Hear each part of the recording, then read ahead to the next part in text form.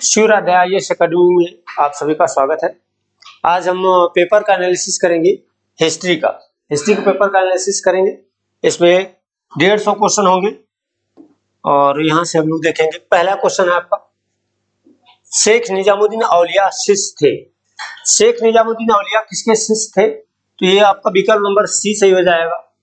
विकल्प number C सही हो जाएगा। शेख निजामुद्दीन औलिया, ये विकल्प नंबर सी सही है। बाबा फरीद के शिष्य थे। शेख निजामुद्दीन औलिया के बारे में थोड़ा सा जानना आपको है। इन्होंने गयासुद्दीन को कहा था कि दिल्ली अभी दूर है। गयासुद्दीन बंगाल विजय से आ रहे थे और उन्होंने अपने लड़के को कहा कि अब ये हम दिल्ली जाएंगे। और दिल्ली जो है, क्योंकि ये शेख निजामुद्दीन औलिया जो थे, इनके पास बहुत ज्यादा भूमि थी। उस भूमि को लेना चाहते थे गयासुद्दीन, और इसके वजह से इन जब ये दिल्ली जाना चाह रहे थे तो उसने कहा था कि दिल्ली अभी बहुत दूर है और वो दिल्ली ना पहुंच पाए। रास्ते में ही एक लकड़ी का महल उनके लड़के द्वारा बनवाया गया। उस महल में दब के उसकी मृत्यु हो गई थी, जिस वजह से ये कथन बहुत चर्चा में आज भी रहता है, दिल्ली अभी दूर है। तो गयासुद्दीन तुगलक को शेख निजामुद्दीन औलिया ने कहा था। तो बाबा फरीद इसके गुरु थे, बाबा फरीद ये शिष्य थे। इसके बाद देखेंगे दूसरा क्वेश्चन है आपका है सूची 1 को सूची 2 से सुमेलित कीजिए तथा नीचे दिए गए कूट का सही उत्तर चुनिए। तो इसमें आप देखेंगे जियाउद्दीन बर्नी जो है, और हसन निजाम, मिनहास उल सिराज, याहिया बिन अहमद, ये सूची 2 दूसरे सूची में आपका दिया गया है। तो ये किससे संबंधित है? तो यहाँ देखेंगे ये आपका हो जाएगा, ये पहला जो होगा वो तीसरे से संबंधित होगा और दूसरा जो होगा वो चौथे से संबंधित होगा और तीसरा जो होगा वो दूसरे से संबंधित होगा और चौथा जो होगा वो पहले से संबंधित होगा। तो ये इससे संबंधित होगा। इस तरह से आप कूट बना लेंगे तो कूट आपका मिल जाएगा ये तीसरा वाला, है ना। जियाउद्दीन बर्नी ने लिखा था तारीख फिरोज शाही। जियाउद्दीन बर्नी ने लिखा था तारीख फिरोज शाही। हसन निजाम ने लिखा था ताजुल मसीर, और मिनहास उल सिराज ने लिखा था तबकाते नासिरी, और याहिया बिन अहमद ने लिखा था तारीख मुबारक शाही। ठीक है, ये रचनाएं हैं और ये उसके लेखक। इसके बाद देखेंगे सूची 1 को सूची 2 से सुमेलित करना है। तो यहाँ भी देखिए मिलान करने के लिए दिया है।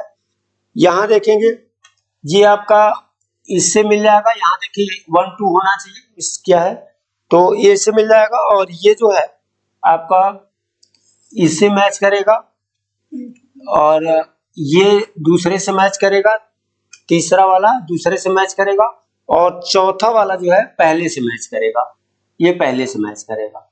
ठीक है, तो इस तरह से देखेंगे आपका विकल्प जो सही होगा वो ये वाला सही हो जाएगा। विकल्प आप लोग सही अपना करते चलिए इस तरह से मिला के। ठीक है, तो दार्शनिक है और ये दर्शन है। तो रामानुज जो है विशिष्टतावाद के हैं और मध्वाचार्य जो है ये विशिष्टाद्वैतवाद के हैं। ये इस तरह से विकल्प नंबर बी हो जाएगा। किस मुस्लिम शासक ने सिक्कों पर देवी लक्ष्मी की आकृति बनी? किस मुस्लिम शासक के सिक्कों पर देवी लक्ष्मी की आकृति बनी थी? तो ये देखेंगे ये आपका मोहम्मद गोरी हो जाएगा। मोहम्मद गोरी के सिक्कों पर देवी लक्ष्मी की आकृति बनी थी। ये इंपॉर्टेंट क्वेश्चन है, आया। इसके बाद देखेंगे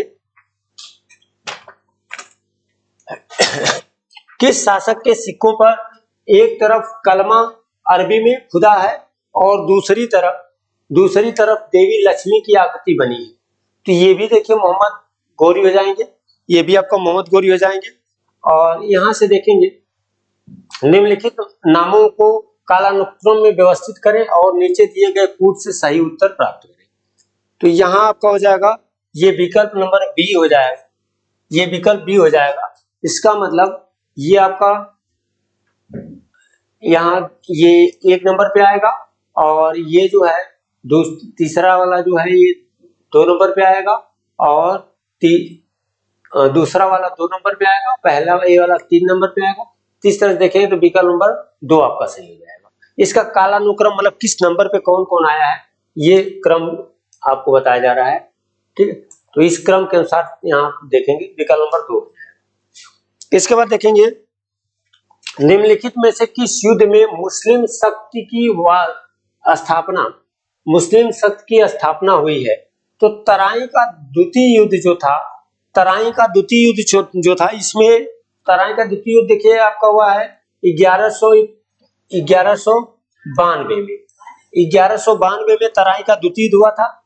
1191 में तराई का प्रथम युद्ध हुआ था मोहम्मद गोरी और पृथ्वीराज चौहान के मध्य। तो प्रथम युद्ध में पृथ्वीराज चौहान मोहम्मद गोरी को हरा दिए थे, लेकिन तराई का जो द्वितीय युद्ध था इसमें मोहम्मद गोरी पृथ्वीराज चौहान को हरा दिया था और यहीं से मुस्लिम शक्ति का स्थापना हुई थी। मोहम्मद गोरी, अगला क्वेश्चन है, मोहम्मद गोरी के किस दास ने बंगाल एवं बिहार पर विजय प्राप्त किया था। मोहम्मद गोरी के जो दास था ये बख्तियार खिलजी था, है ना। ये गुलाम वंश में आएंगे तो कुतुबुद्दीन ऐबक का सेनापति था। कुतुबुद्दीन ऐबक, चूंकि कुतुबुद्दीन ऐबक भी मोहम्मद गोरी का गुलाम था, ठीक ना, तो ये उसका सेनापति था बख्तियार खिलजी। और यही बख्तियार खिलजी था जिसने नालंदा विश्वविद्यालय को ध्वस्त कर दिया था। नालंदा विश्वविद्यालय को ध्वस्त किसने किया था, तो बख्तियार खिलजी नालंदा विश्वविद्यालय को ध्वस्त किया था। तो नालंदा विश्वविद्यालय को बनाया किसने था, नालंदा विश्वविद्यालय को कुमारगुप्त ने बनवाया था। ठीक है, कुमारगुप्त ने बनवाया था। इसके बाद देखेंगे यहाँ कहा जाएगा मोहम्मद गोरी ने 1178 ईस्वी में कहां पर आक्रमण किया था और वह भारत में पहली बार पराजय का सामना किया था। तो मोहम्मद गोरी ने ये भारत में गुजरात में पाटल नामक जगह है, पाटल नामक जगह पर आक्रमण किया था। पाटल पर आक्रमण किया था और यहाँ के राजा भीमदूती थे। भीमदूती से युद्ध किया था 1178 ईस्वी में और भीमदूती ने मोहम्मद गोरी को क्या पराजित कर दिया था। भीमदूती ने मोहम्मद गोरी को पराजित कर दिया था। ये कहाँ है, गुजरात में पड़ता है, पाटल नामक जगह है गुजरात में। इसके बाद आएंगे नेक्स्ट पेज। तो देखिए भीमदूती का ही नाम मूल राज भी होता है इसका। तो आगे है इसका, यहाँ भीमदूती नहीं बल्कि क्या दिया है, मूल राज। यही भीमदूती थी, भीमदूती या मूल राज दूती। ठीक है, तो विकल्प नंबर 1। अब देखेंगे तराई का प्रथम युद्ध 1100, देखिए 1991 दिख दिया है, यहाँ पर 1191 होगा।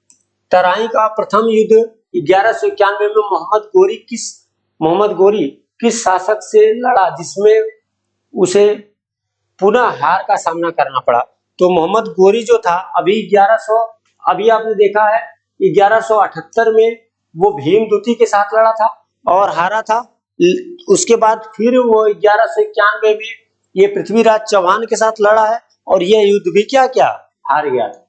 यह युद्ध भी, तो पृथ्वीराज तृतीय, इनका पृथ्वीराज तृतीय नाम है ना। जो तराई का युद्ध हुआ था पृथ्वीराज तृतीय थी।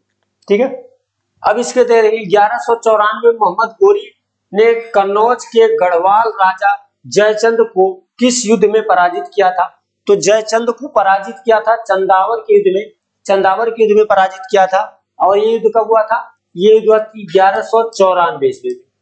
1194 ईस्वी में ये युद्ध हुआ था। ठीक है, ये ध्यान देना, जयचंद और मोहम्मद गोरी के बीच में, जिसमें मोहम्मद गोरी जो है जयचंद को पराजित कर दिया था। फिर मोहम्मद गोरी जयचंद को पराजित कर दिया था। हालांकि तराई का जो द्वितीय युद्ध हुआ था इसमें जयचंद जो है मोहम्मद गोरी का सहयोग किए थे जयचंद, लेकिन 1194 में ये जयचंद के साथ मोहम्मद गोरी युद्ध किया, जयचंद के साथ युद्ध कर दिया था चंदावर में और इनको भी हरा दिया। चंदावर वर्तमान उत्तर प्रदेश के फिरोजाबाद जिले में, देखिए वर्तमान उत्तर प्रदेश के फिरोजाबाद जिले में किस नदी के तट पर स्थित है। तो फिरोजाबाद जिले में यह यमुना नदी के तट पर स्थित है। किस नदी के तट पर स्थित है, यमुना नदी के तट पर स्थित है। इसके बाद देखेंगे ऐबक ने दिल्ली में किस मस्जिद का निर्माण करवाया था। तो कुतुबुद्दीन ऐबक ने दिल्ली में जो निर्माण करवाया था ये कुव्वतुल इस्लाम मस्जिद का निर्माण करवाया था। कौन सी मस्जिद का, कुव्वतुल इस्लाम मस्जिद का निर्माण करवाया था कुतुबुद्दीन ऐबक ने। देखिए कुतुबुद्दीन ऐबक ने दिल्ली में कुतुब मीनार का भी निर्माण करवाया था और अजमेर में 2.5 दिन का झोपड़ा बनवाया था। ठीक है, ये सारी बातें इससे जानना। बाकी ये इसकी मृत्यु कब हो गई थी? तो इसकी मृत्यु कब हो गई थी? 1210 ईस्वी में चौगान खेलते हुए इसकी मृत्यु हो गई थी कुतुबुद्दीन ऐबक की। कुतुबुद्दीन ऐबक गुलाम वंश का संस्थापक था। ठीक है, कुतुबुद्दीन ऐबक गुलाम वंश का संस्थापक था। इसे लख वक्त भी कहा जाता था, है ना, लाख वक्त भी कहा जाता। हातिम ताई द्वितीय की भी संज्ञा इसे दी गई है। ठीक है, ये सारे होगा।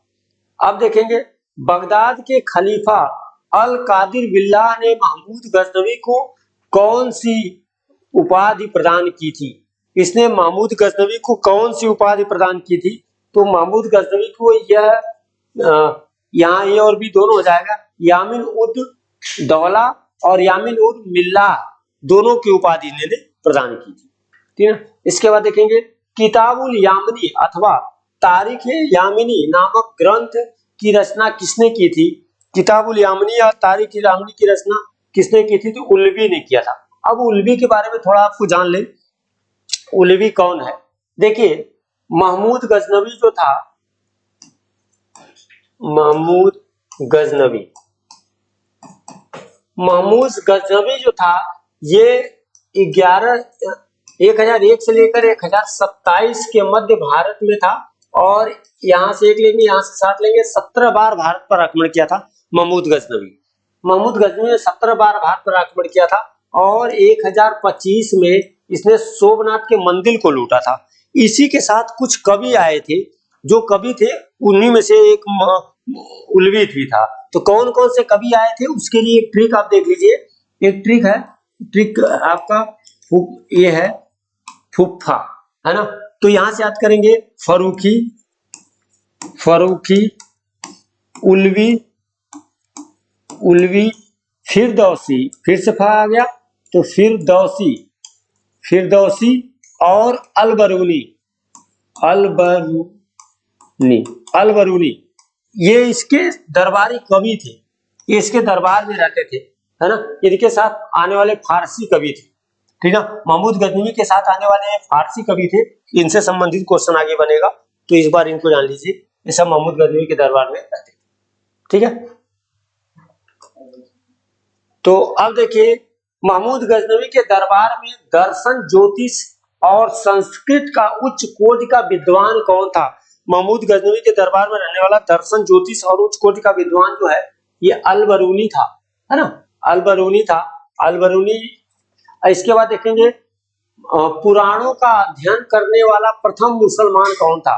तो पुराणों का अध्ययन करने वाला प्रथम मुसलमान आपका अलबरूनी ही था, है ना। पुराणों का अध्ययन करने वाला प्रथम मुसलमान अलबरूनी था।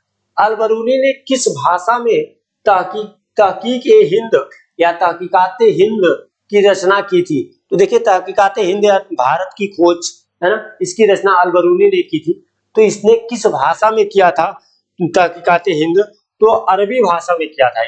किस भाषा में किया था? अरबी भाषा में किया था। ठीक है, ये अरबी भाषा में किया था। तो यहाँ से इस बात को ध्यान रखें। तहकीक ए हिंद रचना का अनुवाद हिंदी में किसने किया था? तो रजनीकांत शर्मा ने तहकीक ए हिंद का हिंदी भाषा में अनुवाद किया था। किस मुस्लिम शासक ने के सिक्कों पर देवी लक्ष्मी की आकृति बनी है? अभी आप पीछे पढ़े थे, क्वेश्चन रिपीट हो गया है। ठीक है, तो मोहम्मद गोरी। ऐबक बचपन से ही अति सुरीले स्वर में कुरान पढ़ता था, जिस कारण उसे क्या कहा जाता था? तो देखिए अति सुरीले स्वर में कुरान पढ़ता था, जिस कारण उसे कुरान खान कहा गया। उसे क्या कहा गया? कुरान खान कहा गया। ठीक ना। अब आगे देखेंगे 23 नंबर। तो यहाँ निम्नलिखित में से किसने प्रसिद्ध कुतुब मीनार के निर्माण में योगदान नहीं दिया है? तो किसने प्रसिद्ध कुतुब मीनार? तो अब देखिए कुतुब मीनार का निर्माण करवाया था कुतुबुद्दीन ऐबक। कुतुब मीनार का निर्माण कौन करवाया था? कुतुबुद्दीन ऐबक। ये वाला ले ले, कलर सही रहेगा। ठीक है, कुतुबुद्दीन ऐबक देखिए निर्माण करवाया था इसका, और उसका दामाद जो था इल्तुतमिश वो उसे पूरा करवाया था। और एक बार जो है आकाशीय बिजली गिरने के कारण वो उसका लाश का मंदिर क्षतिग्रस्त हो गया था, जिसको फिरोज शाह तुगलक ने मरम्मत उसका करवाया था। उसकी मरम्मत फिरोज शाह तुगलक ने करवाया था। इसका मतलब कुतुबुद्दीन ऐबक ने निर्माण करवाया और उसे पूरा करवाया इल्तुतमिश ने, और उसकी मरम्मत करवाया था फिरोज शाह तुगलक ने। यानी किसने योगदान नहीं दिया है? तो गयासुद्दीन तुगलक, ठीक ना। गयासुद्दीन तुगलक ने उसमें कोई योगदान नहीं दिया। बात समझ आ रही? कुतुब मीनार का निर्माण किसके याद में कुतुबुद्दीन ऐबक ने दिल्ली में किया था? देखिए ये किसके याद में करवाया था? तो ये बख्तियार काकी के याद में करवाया गया था। बख्तियार काकी एक सूफी संत थे। बख्तियार काकी एक सूफी संत थे और इन्हीं के याद में कुतुब मीनार का निर्माण करवाया गया। ये बात आपको ध्यान रखनी चाहिए, ठीक ना। गुलाम का गुलाम किस शासक को कहा गया है? देखिए गुलामों का गुलाम किस शासक को कहा गया, ये क्वेश्चन बहुत इंपॉर्टेंट है, आया हुआ है। तो ये इल्तुतमिश को गुलामों का गुलाम कहा जाता है, क्योंकि कुतुबुद्दीन ऐबक जो था वो गुलाम था मोहम्मद गोरी का, और मोहम्मद गोरी का गुलाम कौन था? इल्तुतमिश था, है ना। इल्तुतमिश उसका गुलाम था और इल्तुतमिश गुलाम था, इसलिए इसे गुलामों का गुलाम कहा गया है। इल्तुतमिश जो था, जब कुतुबुद्दीन ऐबक की मृत्यु हो गई थी, उस समय उसका लड़का आराम शाह गद्दी पर बैठा था और आराम शाह की हत्या करके इल्तुतमिश जो है खुद गद्दी पर बैठ गया और इसने अपनी राजधानी लाहौर से दिल्ली लाया। ये लाहौर से कहां लेके आया? दिल्ली लेके चला आया था, ठीक ना। तो ये गुलामों का गुलाम किसे कहते हैं? इल्तुतमिश को। बात समझ आ रही? कौन सा पहला शासक था जिसने सुल्तान की उपाधि धारण की थी? तो सुल्तान की उपाधि धारण करने वाला पहला शासक महमूद गजनवी था। महमूद गजनवी था जिसने सुल्तान की उपाधि धारण किया था, ठीक है। इसके बाद लिखेंगे किसके अनुसार। अच्छा देखिए ये क्वेश्चन यहां से आया था, ये गजनी वंश की स्थापना किसने किया था, है ना। 2008 में लोअर पीसीएस में क्वेश्चन पूछा था, तो गजनी वंश की स्थापना किसने किया था, ये बात जान लीजिए। तो अल्तगीन ने गजनी वंश की स्थापना किया था और उसके बाद उसका दामाद व गुलाम जो था वो सुबुतगीन था। वो कौन था? सुबुतगीन था। सुबुतगीन उसका दामाद व गुलाम था। इसके सुबुतगीन का सुपुत्र जो था वही कौन था? महमूद गजनवी था, है ना। सुबुतगीन का सुपुत्र महमूद गजनवी था, जो 1001 से लेकर 1027 के मध्य भारत में 17 बार आक्रमण किया। इसका सबसे फेमस आक्रमण जो है वो सोमनाथ का मंदिर 1025 में, है ना। सोमनाथ के मंदिर किसने लूटा था? 1025 में। और 1027 में इसका अंतिम आक्रमण जाटों के विरुद्ध था, ठीक है। पहला आक्रमण जयपाल के विरुद्ध था। इसके बाद देखिए किसके अनुसार इल्तुतमिश निसंदेह गुलाम वंश का वास्तविक संस्थापक है? किसके अनुसार ये इल्तुतमिश जो था ये गुलाम वंश का वास्तविक संस्थापक है? तो ये देखिए डॉक्टर ईश्वरी प्रसाद के अनुसार, यह ईश्वरी प्रसाद इतिहासकार है, इनके अनुसार यह गुलाम वंश का वास्तविक संस्थापक माना जाता है, ठीक है। बलबन ने किस प्रथा को आरंभ किया था? तो बलबन जो था, बलबन ने किस प्रथा को आरंभ किया था? तो इसने सिजदा और पैबोस चलाया था। देखिए सिजदा और पैबोस चलाया था और फारसी त्योहार नौरोज उत्सव, तो प्रथा जो है ये फारसी त्योहार नौरोज उत्सव को मनाया था, है ना। बलबन ने क्या? फारसी त्योहार नौरोज उत्सव को मनाया था। बलबन जो था ये इसका इल्तुतमिश का गुलाम था और रजिया सुल्तान की हत्या हो जाने के बाद नासरुद्दीन महमूद जो गद्दी पे बैठा था, नासरुद्दीन महमूद जो टोपी सीकर अपना जीवन यापन करता था, नासरुद्दीन महमूद बलबन को उलुग खां की उपाधि दिया था, ठीक ना। बाद में नासरुद्दीन महमूद से बलबन ने अपनी लड़की की शादी करवा दी और बलबन स्वयं गद्दी पे बैठा। जब बलबन जो गद्दी बैठा था तो इसे कोई सम्मान नहीं कर देता था, तो इसने सजदा और पैबोस नामक प्रथा चलाई। एक सजदा और पैबोस नामक प्रथा थी जिसको बलबन ने चलाया था और अपने दुश्मनों के प्रति लौ और रक्त की नीति अपनाया था। लेकिन जो उत्सव था वो नवरोज उत्सव, फारसियों का पवित्र त्योहार है, नवरोज उत्सव इसने मनाया था। ये नवरोज उत्सव विकल्प निम्नलिखित सुल्तानों में से किसने गढ़ मुक्तेश्वर की मस्जिद की दीवारों पर अपने शिलालेख में स्वयं को खलीफा का सहायक कहा था? तो स्वयं को खलीफा का सहायक कहा था, ये आपका बलबन होगा, है ना। बलबन ही है जिसने स्वयं को खलीफा कहा था, तो ये बलबन होगा। 28। बलबन ने किस प्रथा को आरंभ किया था? तो सिजदा और पैबोस चलवाया, फारसी त्योहार न एक सैन्य विभाग, दीवान ए अर्ज, रक्त और हाँ, इसमें आपका उपरोक्त सभी होगा क्योंकि सभी इसने ही किया था, है ना, ये सब काम बलबन ने ही किया था, तो 28 में होगा उपरोक्त सभी। ठीक है, अब इसके बाद है क्वेश्चन पीछे ही रहेगा ना। देखिए, कौन सूफी संत महबूब ए इलाही कहलाता था? तो कौन सूफी संत महबूब ए इलाही कहलाता था? ये आपका है शेख निजामुद्दीन औलिया। शेख निजामुद्दीन औलिया को महबूब ए इलाही कहा जाता था। निम्नलिखित मुस्लिम बादशाहों में किस एक ने मूल्य नियंत्रण पद्धति को पहली बार लागू किया था? तो मूल्य नियंत्रण पद्धति को पहली बार लागू करने वाला अलाउद्दीन खिलजी। अलाउद्दीन खिलजी मूल्य नियंत्रण पद्धति को पहली बार लागू किया था। इसने घोड़ा को दागने की प्रथा शुरू किया था, ये सारे काम इसने किया था। इसके बाद देखिए, मलिक छज्जूर के विद्रोह को दबाने में महत्वपूर्ण भूमिका किसने निभाया, जिसके कारण उसे मानिकपुर की सूबेदारी प्रदान की गई थी? तो ये यहाँ भी आपका हो जाएगा अलाउद्दीन खिलजी। अलाउद्दीन खिलजी है ये अलाउद्दीन खिलजी जो था गयासुद, ये अलाउद्दीन खिलजी जो था जलालुद्दीन खिलजी का भतीजा था और उसका दामाद था। जलालुद्दीन खिलजी के समय में ही इसने ये यहाँ का मानिकपुर की सूबेदारी प्रदान इसी को प्रदान की गई थी, और बाद में कड़ा मानिकपुर में जलालुद्दीन खिलजी की इसने हत्या कर दिया अलाउद्दीन खिलजी ने, और गद्दी पर बैठ गया। ठीक है, मोहम्मद बिन तुगलक ने अपने सिक्कों पर अल सुल्तान, दिल्ली, अल्लाह आदि वाक्य अंकित करवाया, जिसका अर्थ क्या था? देखिए, मोहम्मद बिन तुगलक ने अपने सिक्कों पर अल सुल्तान, दिल्ली, अल्लाह आदि वाक्य अंकित करवाया था। इसका मतलब था, इसका अर्थ ये था सुल्तान ईश्वर की छाया है, सुल्तान ईश्वर की छाया है और ईश्वर सुल्तान का समर्थक है, ईश्वर सुल्तान का समर्थक है। इसका मतलब ए और बी दोनों हो जाएगा, ठीक है ना, ए और बी दोनों हो जाएगा, उससे कोई मतलब नहीं। विकल्प में आपका दिया है ना, विकल्प ये देखिए, ये भी सही है, ये भी सही है, तो विकल्प फाइनल में का ए और सी, ए और सी है ना, तो ये वाला सही हो जाएगा, ए और सी। ए भी सही है, सी भी सही है, तो यहाँ पर दिया ए और सी सही हो जाएगा।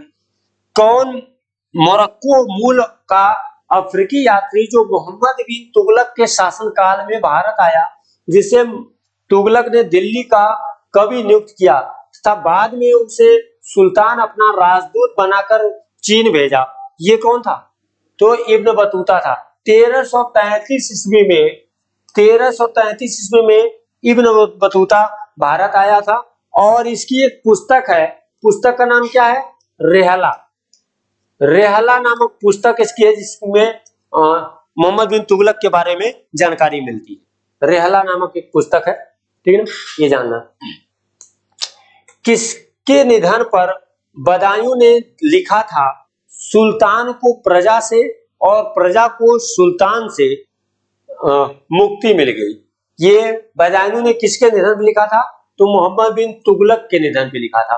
मोहम्मद बिन तुगलक जो था, ये दिल्ली सल्तनत का सबसे ज्यादा पढ़ा लिखा व्यक्ति था, और जो ज्यादा पढ़े लिखे व्यक्ति होते हैं वो क्यों अपने मतलब किसी की बात को थोड़ा नहीं मानना चाहते, मतलब अपने खुद सोचते हैं कि हम ही पढ़े लिखे तो हम ही सही है, ऐसा ही कुछ। और कुछ तो इसके साथ इसके नसीब का भी खेल था। जो ये नीति बनाता था, प्रकृति द्वारा ही कुछ ऐसा हो जाता था जिससे वो सही नहीं होता था, या कुछ नीति इसकी सही नहीं होती थी, जिससे इसके बनाई द्वारा नीति द्वारा जनता हमेशा परेशान रहती थी, और ये जनता से भी परेशान रहता था, ठीक है ना। तो इस तरह से इसके बारे में बदायूं ने कहा था कि ये इसके मृत्यु के निधन पर इसने बदायूं ने कहा था जनता को प्रजा से और प्रजा को नहीं, राजा को प्रजा से और प्रजा को राजा से मुक्ति, ठीक है ना, ये कथन का। किसने दीवाने खैरात, दीवाने बगदान एवं दीवाने विराट तथा दारुल सफा नामक संस्थान बनवाया था? तो दारुल सफा नामक संस्थान किसने बनवाया था? तो ये बनवाया था फिरोज तुगलक। कौन बनाया था? फिरोज तुगलक ने बनवाया था, ठीक ना। ये फिरोज तुगलक होगा। इसके बाद देखिए हक ए सर्व, हक ए सर्व जो है नामक सिंचाई कर लगाने वाला दिल्ली का प्रथम सुल्तान कौन था? तो हक ए सर्व लगाने वाला दिल्ली का प्रथम सुल्तान फिरोज तुगलक था। कौन होगा? फिरोज तुगलक। कौन सा शासक था जिसने अशोक के मेरठ और टोपरा स्थित स्तंभों को दिल्ली लाया? तो मेरठ और टोपरा स्थित दिल्ली लाया था फिरोज तुगलक। कौन लाया था? फिरोज तुगलक हो जाएगा। बेरोजगारों के सहायतार्थ दिल्ली के निम्न सुल्तानों में से किसने रोजगार कार्यक्रम की स्थापना किया था? तो ये भी आपका हो जाएगा फिरोज शाह तुगलक, ठीक ना, फिरोज शाह तुगलक हो जाएगा। इसके बाद देखेंगे राज्य के खर्च पर हज की व्यवस्था करने वाला पहला भारतीय शासक कौन था? राज्य के खर्च पर हज की व्यवस्था करने वाला पहला भारतीय शासक ये आपको हो जाएगा फिरोज शाह तुगलक। तैमूर लंग के आक्रमण के बाद भारत में किस वंश का राज्य स्थापित हुआ? तो तैमूर लंग का जो आक्रमण हुआ था इसके बाद सैयद वंश का स्थापना हुई, क्योंकि खिज खां जो था तैमूर लंग का सेनापति था। जब तैमूर लंग आक्रमण करके धन दौलत लूट के वापस ले गए तो अपने सेनापति खिज खां को उसने यहाँ का दे दिया और ये सैयद वंश की स्थापना कर दिया। नियमित रूप से तैमूर लंग के पुत्र शाहरुख को यह कर भेजा करता था, ठीक है। विजयनगर साम्राज्य की स्थापना हरिहर एवं बुक्का ने 1336 में की थी। वह किस वंश के थे? हरिहर एवं बुक्का किस वंश के थे? ये संगम वंश के। किस वंश के थे? संगम वंश के थे। 1336 में विजयनगर साम्राज्य की स्थापना हरिहर और बुक्का नामक दो भाइयों ने किया था। कृष्णदेवराय के दरबार में अष्टदिग्गज कौन से थे? देखिए अष्टदिग्गज जो थे 8 तेलुगु कवि थे। 8 तेलुगु कवि जो थे यही अष्टदिग्गज थे जो कृष्णदेवराय के दरबार में थे, ठीक है। विजयनगर के राजा कृष्णदेवराय ने गोलकुंडा का युद्ध किस राजा के साथ लड़ा था? तो गोलकुंडा का युद्ध किस राजा के साथ लड़ा था? ये आपका कुली कुतुब खां, कुली कुतुब शाह, कुली कुतुब शाह के साथ ये लड़े थे।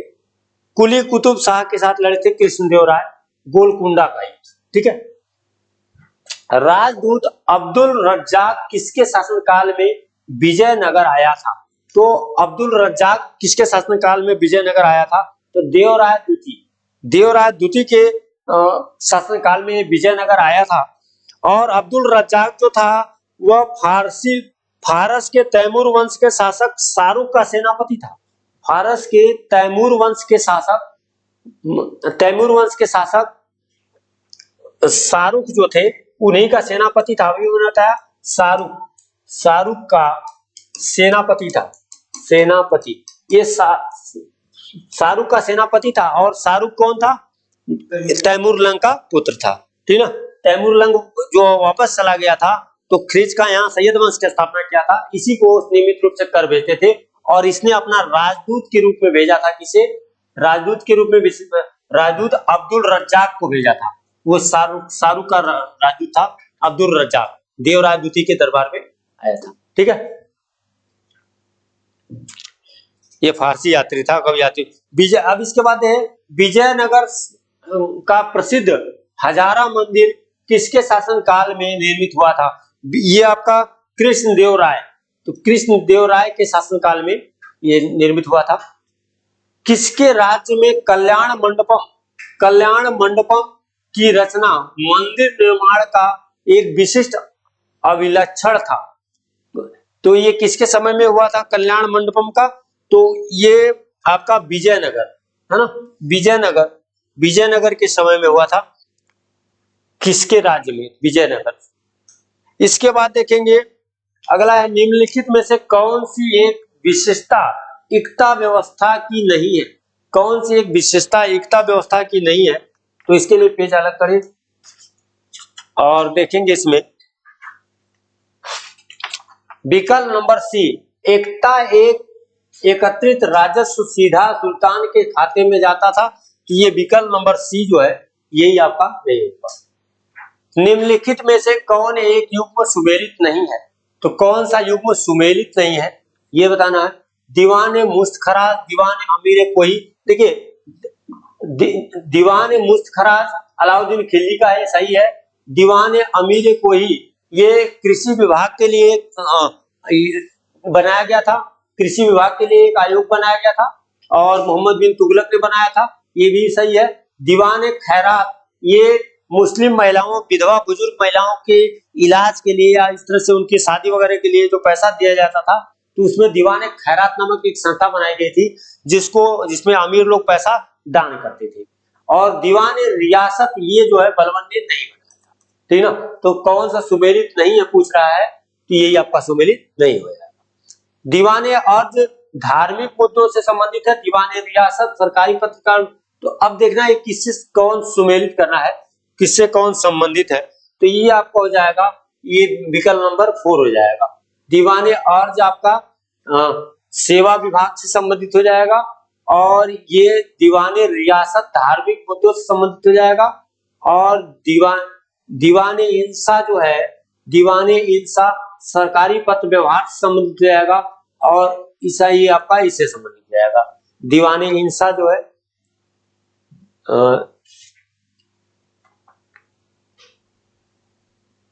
ये जो है नहीं सही से बिल्कुल दीवाने इंसा। दूसरा जो है सी का, ये रुकिए एक बार मिटा फिर से कर लेते हैं। आपका इसमें पहला का ये आपका हो जाएगा 4 और ये दूसरा का 1 हो जाएगा, तीसरा का 2 हो जाएगा और चौथा का 3 हो जाएगा, ठीक है। तो इस तरह से हो जाएगा, ठीक है। अब देखिए सर्व कर लगाया जाता था। सर्व कर एक सिंचाई कर था जिसको फिरोज शाह तुगलक ने लगाया था। सर्व कर सिंचाई कर है जिसे फिरोज शाह तुगलक ने लगाया था। भारत में प्रथम मकबरा जो युद्ध इस्लामी शुद्ध इस्लामी शैली में निर्मित हुआ था। भारत का प्रथम मकबरा जो शुद्ध इस्लामी शैली में निर्मित हुआ था, ये आपका जो है बलबन का मकबरा है। बलबन का मकबरा है जो शुद्ध इस्लामी शैली में निर्मित हुआ था। इसके बाद सूची 1 को सूची 2 से सुमेलित कीजिए। तो भवन है और निर्माता है ना, सुल्तानगढ़ी। तो भवन निर्माता है, इसको सूची 1 को सूची 2 से सुमेलित करना है। इसमें आप आएंगे और विकल्प नंबर आपका पहला हो जाएगा, ठीक है। विकल्प नंबर पहला हो जाएगा। तो इसको मिला लिए 2.5 दिन, देखिए 2.5 दिन का झोपड़ा है, 2.5 दिन झोपड़ा कुतुबुद्दीन ऐबक हो जाएगा, ठीक है। जमात खाना मस्जिद है, जमात खाना मस्जिद आपका हो जाएगा ये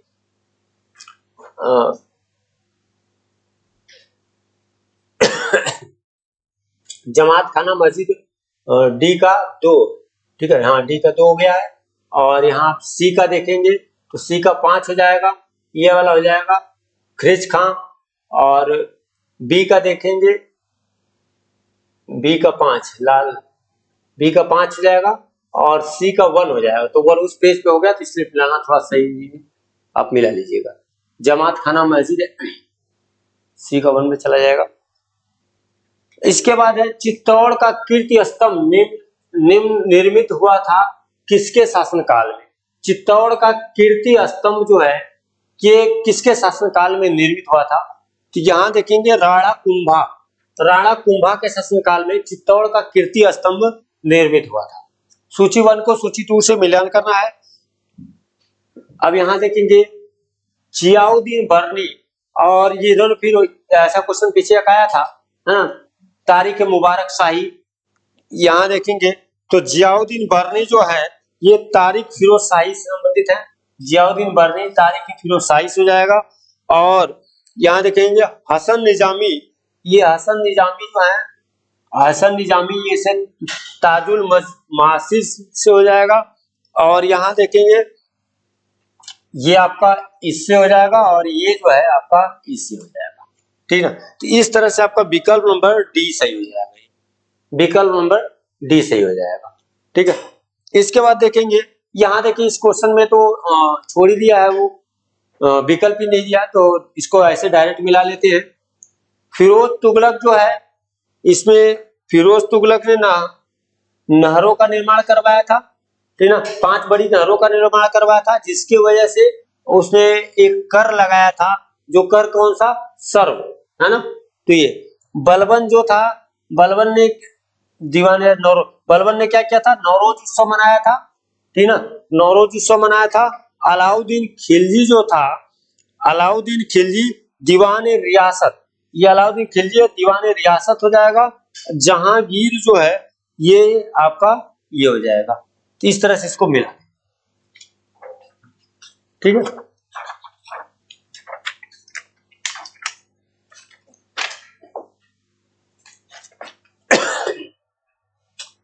किसने अपने काव्य कीर्ति लता है, काव्य कीर्ति लता, काव्य कीर्ति कला, काव्य कीर्ति कला में जौनपुर सिराज हिंद और इब्राहिम शाह का सुंदर वर्णन किया था। तो विद्यापति हो जाएंगे इसमें, है ना, विद्यापति ने इसका वर्णन किया था। निम्न में से कौन सा कथन असत्य है, तो कौन सा कथन असत्य है। 1420 ईस्वी में शाही खां जैन उल आबोदीन के नाम से कश्मीर के सिंहासन पर बैठा था। तो ये बात आपकी जो है सही है, और इसमें जो सही नहीं है वो आपकी ई वाली नहीं सही, ठीक है, बाकी सारी बातें सही हैं, ठीक है। शाही खां ने जजिया कर कश्मीर से हटा दिया तथा गौ हत्या को निषेध कर दिया, ये भी सब बात सही है। इनमें महाभारत और राजा रतन राजतरंगिणी दशावतार का फारसी भाषा में अनुवाद करवाया गया, ये भी बात सही है। तो इसमें केवल ये ई वाला नहीं सही, और इसमें सही इसलिए नहीं है, बस यहाँ असहिष्णुता, देखो इसमें सहिष्णुता रहता तो सही हो जाता, लेकिन यहाँ असहिष्णुता दिया है ना, इसी वजह से नहीं, बाकी ये भी सही, ठीक है। तो अगला है स्मारक है और निर्माण करता है अटाला मस्जिद। अटाला मस्जिद का निर्माण किसने करवाया था, तो इब्राहिम शाह सरकी ने करवाया था। जौनपुर में है, ये जौनपुर में है, इसका इब्राहिम शाह सरकी ने करवाया था। इसके बाद इसमें देखिए बी विकल्प सही होगा, ठीक है, बी विकल्प सही हो जाएगा, ठीक है। इसमें इसके बाद देखेंगे तो निम्नलिखित में से किस युद्ध में एक पक्ष द्वारा प्रथम बार तोपों का प्रयोग किया गया था। तो प्रथम बार तोपों का प्रयोग कब किया गया था, तो पानीपत के प्रथम युद्ध में। पानीपत का प्रथम युद्ध हुआ था 21 अप्रैल 1526 को, 21 अप्रैल 1526 को पानीपत का प्रथम युद्ध हुआ था, और ये बाबर और इब्राहिम लोदी के बीच हुआ था, बाबर और इब्राहिम लोदी के बीच हुआ था। इसी में बाबर ने तुगलका नीति अपनाया था, और इसने जो है तोप का प्रयोग करवाया था, ठीक है।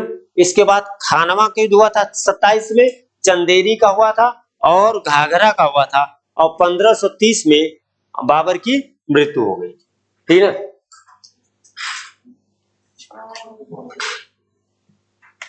इसके बाद निम्न में कौन सा युग में सुमेलित नहीं है, कौन सा युग में सुमेलित नहीं है, तो देखना आगे देखिए वही क्वेश्चन। पानीपत का प्रथम युद्ध 1526 सही है। खानवा का युद्ध, अच्छा पानीपत का प्रथम युद्ध होगा इब्राहिम लोदी के साथ हुआ था, ठीक है, इब्राहिम लोदी के साथ हुआ था। और खानवा का युद्ध 1527 में हुआ था, राणा सांगा के साथ हुआ था। ये राणा सांगा, देखिए खानवा का जब युद्ध हुआ था बाबर और राणा सांगा के बीच, तो बाबर की सेना युद्ध करने से इनकार कर दी थी कि हम युद्ध नहीं करेंगे, क्योंकि राणा सांगा एक मजबूत था, तो उसकी जो स्थिति बहुत अच्छी थी, लोग डरते थे, उसकी सेना डरने लगी थी। लेकिन इसी युद्ध में बाबर ने जिहाद का नारा दिया था। क्वेश्चन बन सकता है जिहाद का नारा बाबर ने किस युद्ध में दिया था, तो खानवा के युद्ध में दिया था। और इस युद्ध में सूफी संत वगैरह ने भी ये कह दिया था कि बाबर अब हार जाएगा, ठीक है। तो खानवा के युद्ध में जब इसने जिहाद का नारा दिया, जिहाद मतलब धर्म से संबंधित बातें, जिहाद का नारा दिया, तो इस युद्ध को जीतने के बाद बाबर ने गाजी की उपाधि धारण की। सिक्कों की मूड़ी काटकर उस पर चौतरा बनाकर उस पर भोजन किया और गाजी की उपाधि धारण किया था। किसकी उपाधि धारण किया? गाजी की। कहां से आ गया? गाजी की उपाधि धारण किया, ये गाजी की उपाधि धारण किया था। ठीक है, ये बात बहुत इंपॉर्टेंट। ठीक है, अब इसके बाद देखिए घाघरा की युद्ध हुआ था 1529 में, ये भी बात सही है। चंदेरी की युद्ध 1530 में नहीं हुआ था, ये बात गलत है ना। 1530 में बाबर की मृत्यु हो गई थी। चंदेरी का युद्ध जो हुआ था 1528 में हुआ था, है ना। चंदेरी की युद्ध कब हुआ था? 1528 में, मेदिनी राय के साथ हुआ था। ये किसके साथ? मेदिनी राय, मेदिनी राय के साथ हुआ था चंदेरी का युद्ध। और घाघरा की युद्ध यूसुफ जाहियों में उसके अफगानों के विरुद्ध हुआ था। हाँ, ठीक है। निम्नलिखित युद्ध में से किस एक में बाबर ने जिहाद की घोषणा, देखिए आ गया, किस युद्ध में जिहाद की घोषणा की थी? तो खानवा के युद्ध में इसने जिहाद का नारा दिया था, या जिहाद का युद्ध। ठीक है, हुमायूं द्वारा लड़े गए 4 प्रमुख युद्धों का तिथि अनुसार व्यवस्था करना है। तो 4 प्रमुख युद्धों में देखेंगे तो इसके द्वारा जो लड़ा गया युद्ध था वो ये आपका हो जाएगा, देवराय का युद्ध है, चौसा का युद्ध। देखिए ये चौसा का युद्ध है 1539 में, और कन्नौज का है 1540 में, और ये है 1555 में सरहिंद का युद्ध। ठीक ना, इसका मतलब देवराय का युद्ध, ये विकल्प नंबर 4 ही आपका सही हो जाएगा। ठीक है, इसके बाद देखिए फरीद जो बाद में शेरशाह सूरी बना, कहां से शिक्षा प्राप्त किया था? शेरशाह सूरी के बचपन का नाम फरीद था, ये कह रहा है क्वेश्चन में। शेरशाह सूरी के बचपन का नाम क्या था? फरीद था। ठीक है ना, तो देखिए शेरशाह सूरी के बचपन का नाम फरीद था, और इसने अपनी शिक्षा कहां से किया था? तो जौनपुर। इसके पिता जौनपुर में के सूबेदार थे, तो जौनपुर में ही इसने अपनी शिक्षा ग्रहण की थी। और शेरशाह सूरी जो था वो यहाँ से बिहार में, मतलब उसका वो था, इसका मकबरा कहाँ बना है? बिहार के सासाराम में। तो वहां से होके जब जौनपुर जाता था तो आजमगढ़ का ये जो पुल बना आपका है, हाँ, चिल्ड्रन के उधर, हाँ, पुराना वाला पुल, ये शेरशाह सूरी ने ही बनवाया। ठीक ना, इस पुल को शेरशाह इधर ही से जाता था जौनपुर, तो शेरशाह सूरी ने ही इस पुल को बनवाया है, ये बात को जानते। ठीक ना, हाँ, पुराना वाला पुल, तो उसके बगल में एक नया पुल भी अब बन गया है। निम्नलिखित में से किस सुल्तान ने पहले हजरते आला की उपाधि अपनाई? देखिए अपनी नहीं, अपनाई, और बाद में सुल्तान की। ठीक है, तो किसने हजरते आला की उपाधि अपनाई फिर बाद में सुल्तान की? तो ये शेरशाह सूरी था, है, ये शेरशाह सूरी था। इसके बाद देखेंगे फरीद की युद्ध के बाद, देखिए फरीद वही शेरशाह सूरी, फरीद की युद्ध के बाद शेरशाह की उपाधि धारण क्या था? तो ये देखिए चौसा का युद्ध लड़ा था। तो चौसा का युद्ध जो लड़ा था ये कब लड़ा गया था? चौसा का युद्ध 1539, है ना। 1540 में कन्नौज या बिलग्राम का युद्ध लड़ा गया था। तो 1539 में हुमायूं के विरुद्ध लड़ा गया था चौसा का युद्ध। इसी युद्ध के बाद इसने शेरशाह सूरी की उपाधि धारण किया था, और बिहार के शासक बहार खान लोहनी ने इसे शेर खां की उपाधि दी थी। ठीक है, बहार खान लोहनी ने इसे शेर खां की उपाधि दी थी। कालिंजर का राजा कौन था? अब कालिंजर का राजा कौन था, अगला क्वेश्चन हो जाएगा। कालिंजर का राजा कौन था?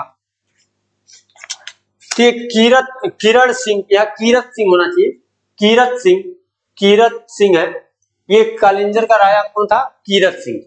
ठीक ना, अब देखिए मात्र एक मुट्ठी बाजरे के चक्कर में मैंने अपना साम्राज्य खो दिया होता, इस कथन को आप किस मध्यकालीन शासक से संबंध करेंगे?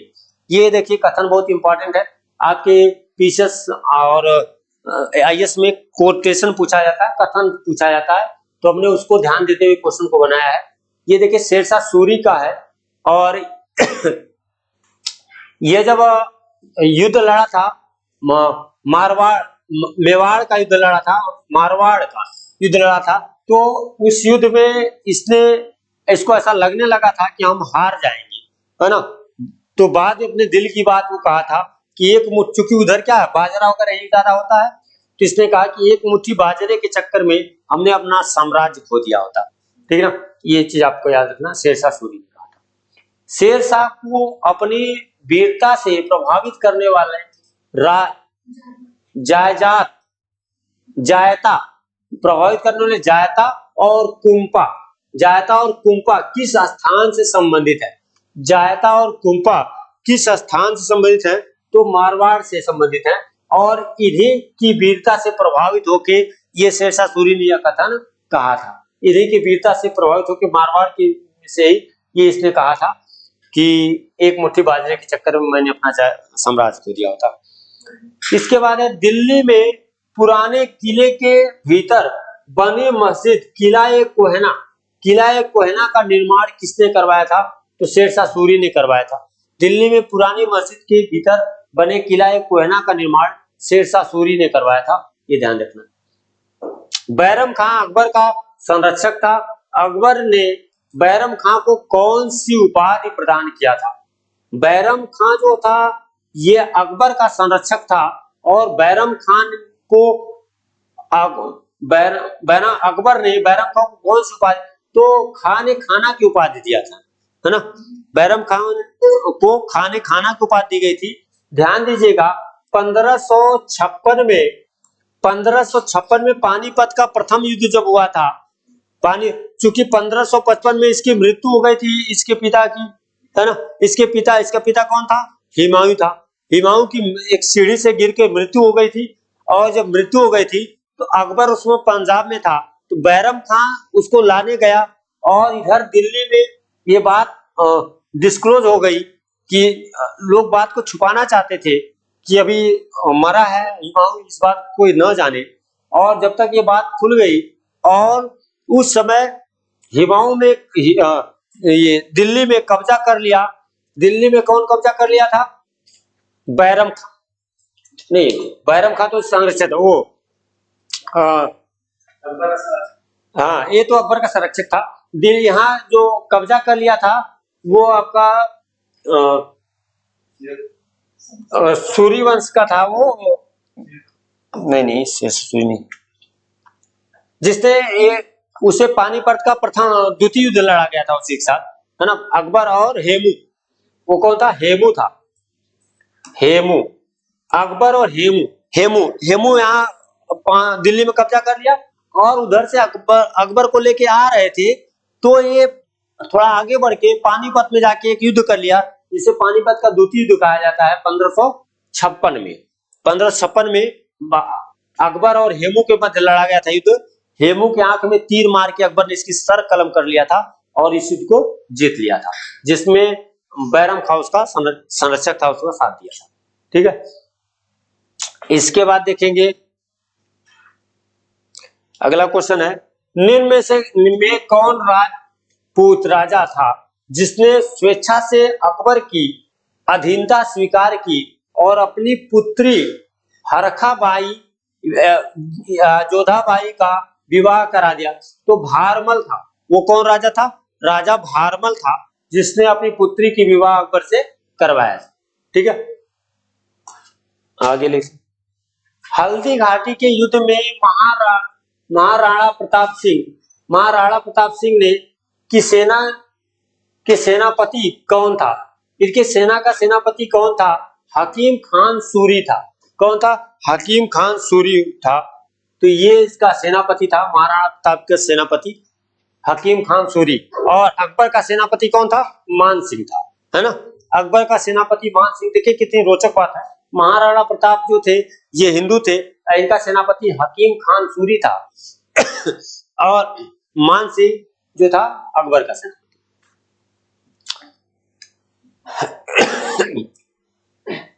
निम्नलिखित में से किस मुस्लिम शासक ने तीर्थ यात्रा कर समाप्त कर दिया था?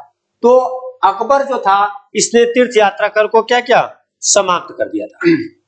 अकबर जो था तीर्थ यात्रा कर को समाप्त कर। अकबर ने अपनी धार्मिक नीति के अंतर्गत निम्न कार्य किए थे। अपने धार्मिक नीति के अंतर्गत कौन कौन से कार्य किए थे? तो 1562 ईस्वी में दास प्रथा समाप्त कर दिया। तो 1562 में क्या किया था?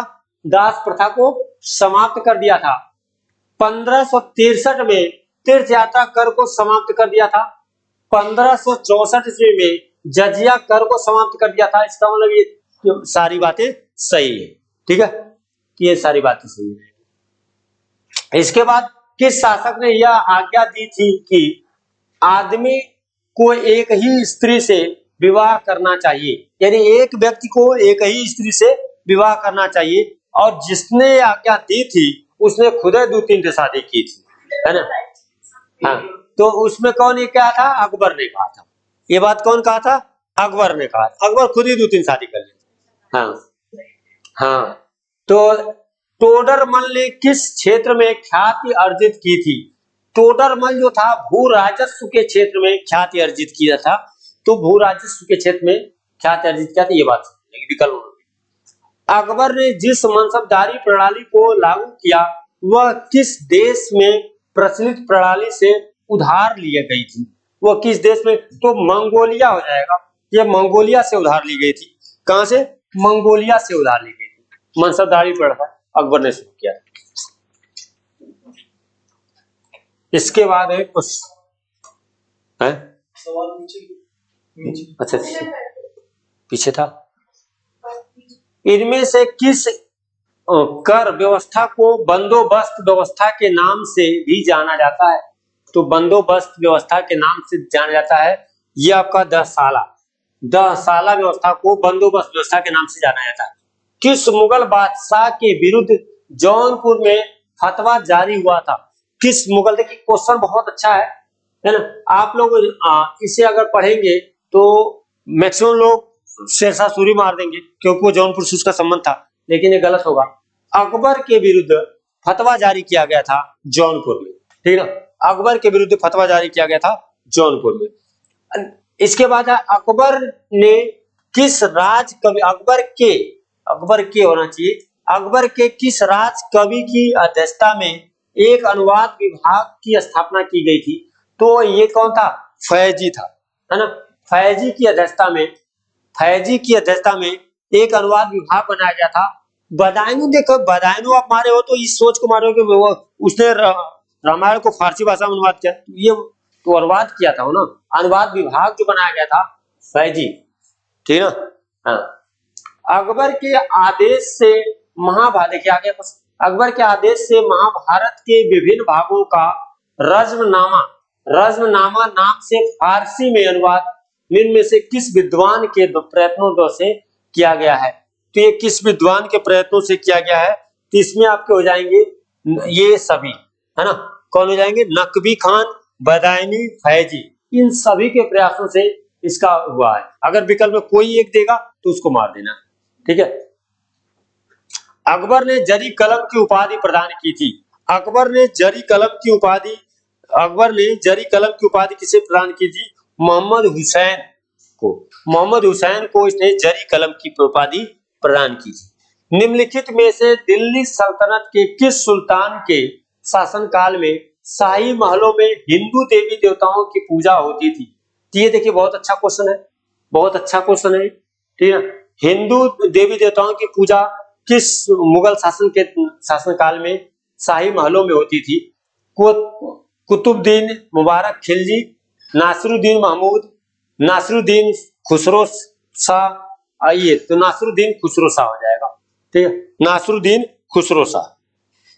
इसके बाद है मध्यकालीन भारतीय इतिहास में पनही तथा उपन का उल्लेख किस संदर्भ में मिलता है? पनही और उपन का उल्लेख जो है ये जूता के संदर्भ में मिलता है। किसके संबंध में? जूता के संदर्भ में मिला था।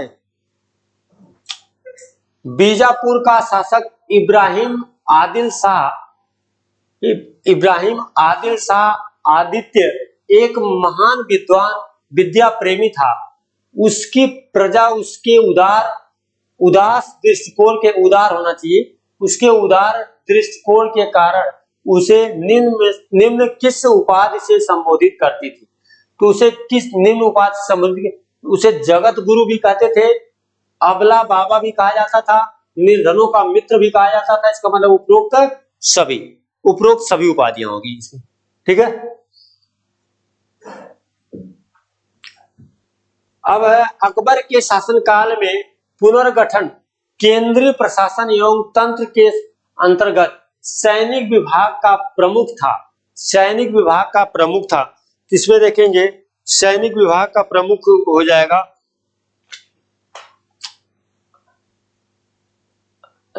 इसमें मीर बख्शी, ठीक है। सैनिक विभाग के प्रमुख था मीर बख्शी। हाजी बेगम ने अपने पति हुमायूं के मकबरे का निर्माण दिल्ली यानी दीनपना में 1565 से 72 ईस्वी में करवाया था। इस मकबरे के वास्तुकार कौन थे? इस मकबरे के वास्तुकार कौन थे? यहां से देखेंगे इस मकबरे के वास्तुकार जो होंगे मीर मिर्जा गियास। मीर मिर्जा गियास इस मकबरे के वास्तुकार थे, ठीक है।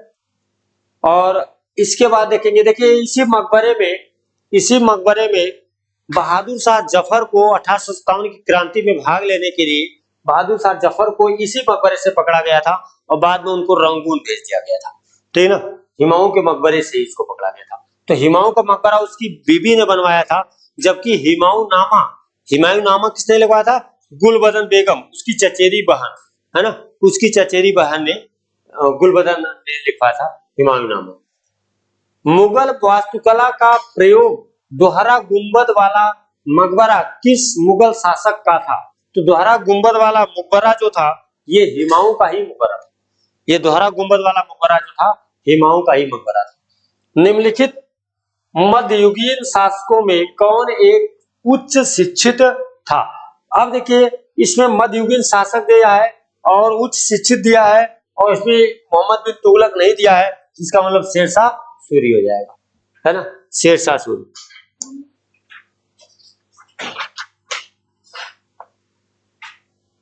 चांदी का सिक्का किसने शुरू किया? जिस पर प्राय चांदी का सिक्का किसने शुरू किया जिस पर प्राय अरबी भाषा एवं देवनागरी लिपि में सुल्तान का नाम अंकित करता था, ठीक है। तो अरबी भाषा में और एवं देवनागरी लिपि में सुल्तान का नाम अंकित किया जाता था। ये चांदी का सिक्का किसने चालू किया था? तो यहाँ देखेंगे ये शेरशाह सूरी हो जाएगा। कौन हो जाएगा? शेरशाह सूरी। अब देखिए ये क्वेश्चन इंपॉर्टेंट है, ये क्वेश्चन इंपॉर्टेंट है। अयोध्या स्थित बाबरी मस्जिद का निर्माण किसने करवाया था? तो मीर बाकी ने करवाया था। अयोध्या स्थित बाबरी मस्जिद का निर्माण मीर बाकी ने करवाया था। निम्नलिखित में से कौन फारसी का प्रथम कवि था जिसने अपनी कविताओं में भारतीय पर्यावरण को चित्रित किया था? जिसने अपनी कविताओं में भारतीय पर्यावरण को चित्रित किया था, ये क्वेश्चन देखिए इंपॉर्टेंट है और इसमें अमीर खुसरो हो जाएंगे। हाँ, अमीर खुसरो जो है भारतीय पर्यावरण, इसने अपनी कविताओं में भारतीय पर्यावरण को चित्रित करते थे।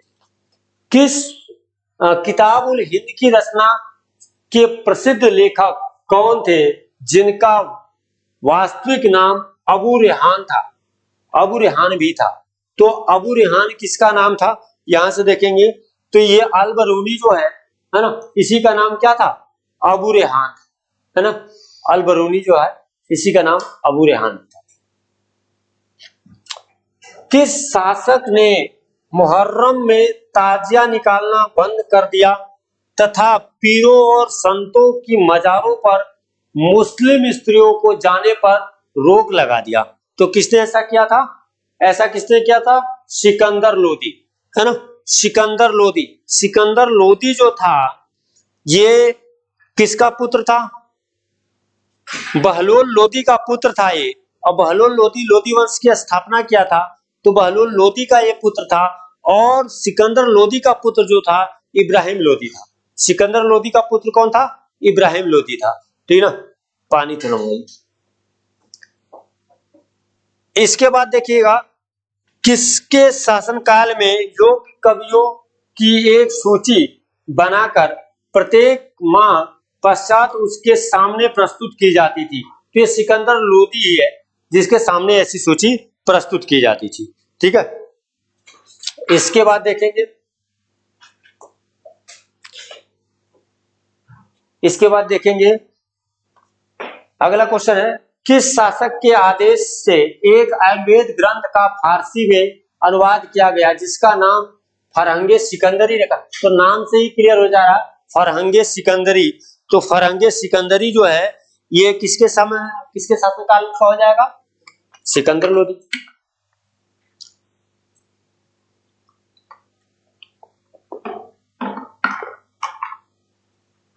निम्नलिखित कथनों में से कौन सा सही है? अब देखना इसमें कौन सा सही है। तो ये देखो, पहला और दूसरा ये दोनों सही होगा, पहला और दूसरा दोनों कथन सही है, हाँ? अब इसके अकबर कालीन सैन्य व्यवस्था आधारित थी, अकबर कालीन सैन्य व्यवस्था आधारित थी, तो ये मनसबदारी पे किस पर आधारित थी? मनसबदारी पर आधारित थी। इसके बाद देखेंगे तो ये सुमेल करने के लिए है और इसमें विकल्प नंबर बी हो जाएगा, ठीक है। दोहरा गुंबद जो है किससे संबंधित है? इशारे से। तो दोहरा गुंबद देखिए यहाँ आपका शेरशाह सूरी हो जाएगा, ठीक है, ऐसे मिला लीजिएगा। अब किस सिख गुरु, यहाँ सिख लिखना चाहिए था, सिख गुरु के द्वारा सिखों का खालसा में रूपांतरण किया गया था? किस सिख गुरु द्वारा सिखों का खालसा में रूपांतरण किया गया था? ये आपका हो जाएगा।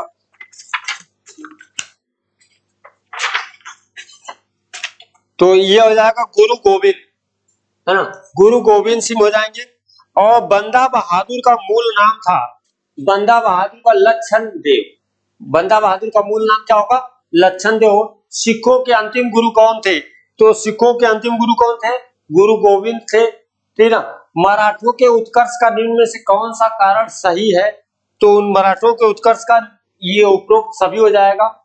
शिवाजी के गुरु का नाम क्या था? शिवाजी के गुरु का नाम क्या था? रामदास। रामदास की बीवी जो थी बीबी भानी, उसको 500 बीघा भूमि दान में दिया था कौन? अकबर दिया था, जिस पर आपका स्वर्ण मंदिर बना है, उसी पे क्या स्वर्ण मंदिर बना है, ठीक है। शिवाजी का छत्रपति के रूप में औपचारिक राज्याभिषेक कहां पर हुआ था? तो छत्रपति के रूप में औपचारिक राज्याभिषेक रायगढ़ में हुआ था, ये विकल्प आगे मिलेगा आपका, रायगढ़ में हुआ था, ठीक है। शिवाजी की राजधानी कहाँ थी? तो रायगढ़ में ही इसकी राजधानी थी। शिवाजी ने मुगलों को किस युद्ध में हराया था? शिवाजी ने मुगलों को किस युद्ध में हराया था? तो सलाहार के युद्ध में इसने हराया था। अष्टप्रधान नाम से मंत्री परिषद थी, तो अष्टप्रधान नाम से मंत्री परिषद थी मराठा प्रशासन की, है ना, मराठा प्रशासन की थी। और इसके बाद अष्टप्रधान का गठन किसने किया था? तो शिवाजी ने किया था अष्टप्रधान का। निम्नलिखित को सही कालानुक्रम में व्यवस्थित करना था, तो इसका आपका बी वाला सही हो जाएगा, मिला लीजिएगा बी। निम्नलिखित को उसके शासनकाल के क्रम में व्यवस्थित कीजिए, शासनकाल के क्रम में व्यवस्थित करना, तो इसका हो जाएगा सी, ठीक है। इसके बाद देखेंगे निम्नलिखित में से कौन सी मुद्रा छत्रपति शिवाजी के राज्य में प्रचलित रजत मुद्रा नहीं है?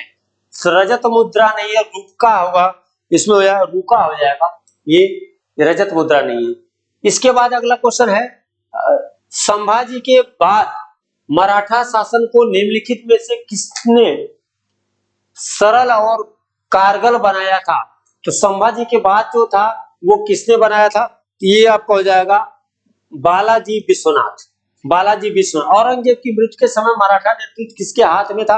इंपॉर्टेंट क्वेश्चन है, तो ताराबाई, है ना, ताराबाई में। पानीपत के तीसरे युद्ध में निम्न में से किसने मराठों को हराया था? तो किसने मराठों को हराया था? तो अफगानों ने मराठों को हरा दिया था। इसके बाद पानीपत का तीसरा युद्ध 14 जनवरी 1761 ईस्वी को मराठों तथा अहमद शाह अब्दाली के बीच हुआ। मराठा सेवा का नेतृत्व, सेना होना चाहिए, मराठा सेना का नेतृत्व किसने किया था? तो मराठा सेना का नेतृत्व किया था सदाशिवराव भाऊ ने, है ना, मराठा सेना का नेतृत्व किया था सदाशिवराव भाऊ ने। मोडी लिपि का प्रयोग किसके विलेखों में किया गया है? मोडी लिपि का प्रयोग मराठों के अभिलेखों में किया गया है, मराठों के अभिलेखों में, वो विलेख लिख दिया, अभिलेख होना चाहिए। अब इसके बाद अगला देखेंगे अहमद शाह अब्दाली। अहमद शाह अब्दाली की भारत पर आक्रमण और पानीपत की तीसरी लड़ाई लड़ने का तत्कालीन कारण क्या था? तो ये कारण था वह मराठों का लाहौर में अपना बदला लेना चाहता था, ठीक है। इसके बाद देखेंगे आगे, निम्नलिखित कथनों पर विचार कीजिए तथा सत्य कथन की पहचान कीजिए। तो ये देखेंगे तो सारे कथन आपके सही हो जाएंगे, इसमें कोई दिक्कत नहीं है, सारे कथन सही है, तो पढ़ लीजिएगा। इसके बाद देखिए, निम्नलिखित में से किस मुगल सम्राट ने अंग्रेजों को बंगाल में शुल्क मुक्त व्यापार की सुविधा प्रदान की?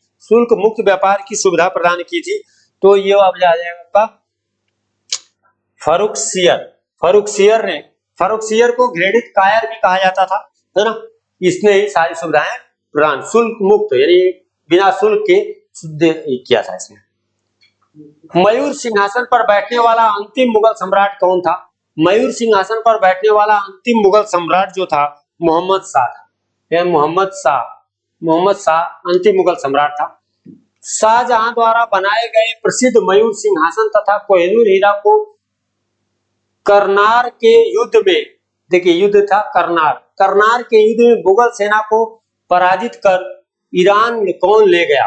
मुगल सेना को करनार के युद्ध में पराजित किया और उसके बाद ईरान ले गया नादिर शाह। कौन ले गया था? नादिर शाह। नादिर शाह को ईरान का नेपोलियन कहा जाता है ना। तो भारत का नेपोलियन समुद्रगुप्त को कहा जाता है, ठीक ना। इसके बाद देखेंगे तो कह रहा है किसके शासनकाल में हिजड़े तथा महिलाओं के एक वर्ग का प्रभुत्व था? किसके शासनकाल में? तो मोहम्मद शाह, ठीक है। हाँ, मोहम्मद शाह होना चाहिए, मोहम्मद शाह, ठीक है।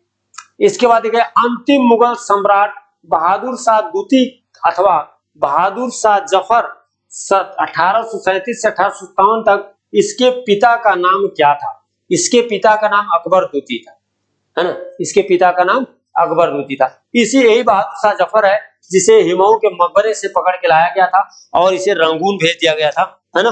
ये एक प्रसिद्ध शायरबाज भी था, गजलकार, ठीक ना। निम्नलिखित कथनों में से कौन बहादुर शाह जफर के बारे में सही नहीं है? तो देखिए क्या सही नहीं है, बहादुर शाह जफर के बारे में क्या सही नहीं है देखना। तो देखिए वह बिना सम्राट का सम्राट था, वह बिना सम्राट का सम्राट है, ये बात सही है। इब्राहिम जैक और अहमदुल्लाह खान गालिब उसके कविता के शिक्षक थे, ये भी बात सही है। हसन अस्करी उसके आध्यात्मिक निर्देशक थे, ये भी बात सही है। वह 1 लाख रुपए से कम प्रतिमाह ईस्ट इंडिया कंपनी से पेंशन के रूप में प्राप्त करता था, ये बात गलत है, उससे कम नहीं, ठीक ना, ठीक है। ये बात यहाँ आपको हो जाएगी।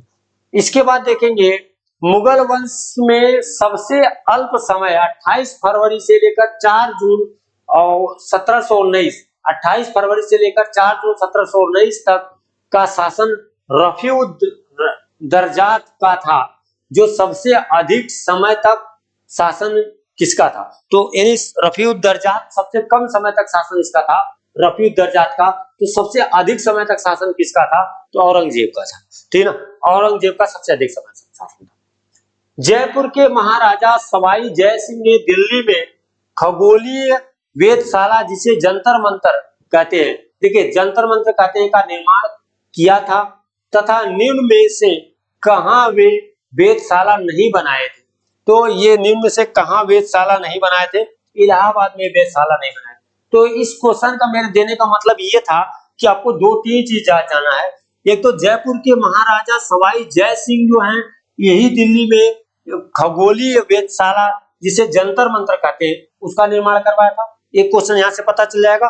दूसरी बात, कहां और भी इन्होंने इसका निर्माण करवाया था? तो उज्जैन, वाराणसी, मथुरा में करवाया था, इलाहाबाद में नहीं करवाया था। बात समझ में आ रही? निम्नलिखित में से कौन हैदराबाद में स्वतंत्र राज्य का संस्थापक था? हैदराबाद में स्वतंत्र राज्य का संस्थापक कौन था? तो ये आपको चिकलिस खां। हैदराबाद में स्वतंत्र राज्य का संस्थापक चिकलिस खां था, इंपॉर्टेंट है, ध्यान दीजिए। हैदराबाद को कई बातों से लेके याद किया जाएगा। ये हमारे संविधान सभा में भाग न लेने वाली रियासत थी और ये विलय नहीं हो रही थी भारत में, कई तरह से जाना है। तो अवध का अंतिम नवाब वाजिद अली शाह, तो अवध का प्रथम, देखिए 2 क्वेश्चन यहाँ पता चल जाएगा। अवध का अंतिम नवाब वाजिद अली शाह था, जिसको 1856 में कुशासन का आरोप लगा के डलहौजी हड़प लिया था, ठीक ना। तो अवध का प्रथम नवाब कौन था? अवध का प्रथम नवाब कौन था? तो शहादत खां था। ये कौन हो जाएगा? शहादत, ठीक ना। अब देखिए यहाँ आपको देखेंगे तो 1857 में इनकी पत्नी जो थी बेगम हजरत महल ने अवध में नेतृत्व की थी और उनका पुत्र बिरजिस कादिर ने उनका सहयोग दिया था, ठीक ना। इसके बाद देखेंगे, ये देखिए कूट मिलाना है तो कूट आपका बी वाला सही हो जाएगा, बहादुर शाह जफर। हाँ अच्छा, एक बार मिला लेते, बहुत अच्छा कूट है। किसे क्या कहा जाता है? फर्रुखसियर को देखिए क्या कहा जाता है? घृणित कायर कहा जाता है ना। फर्रुखसियर को घृणित कायर।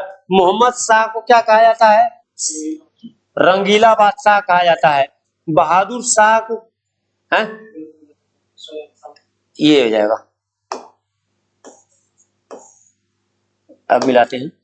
फर्रुखसियर को घृणित कायर कहा जाता है और बहादुर शाह को साहेब खबर, इनको साहेब खबर।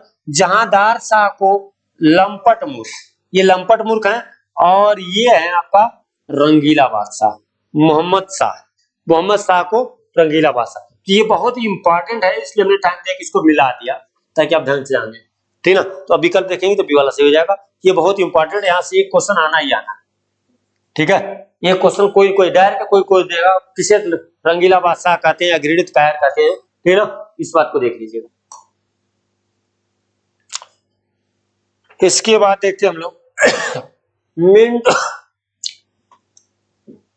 मिंटो से शिमला में मिले मुसलमानों के शिष्टमंडल में प्रार्थना की थी मुसलमानों के लिए पृथक निर्वाचन वर्ग की। इसने प्रार्थना किया था, है ना, मुसलमानों के लिए पृथक निर्वाचन वर्ग की इसने प्रार्थना किया था। राजेंद्र प्रसाद ने किसे पाकिस्तान का जन्मदाता माना था?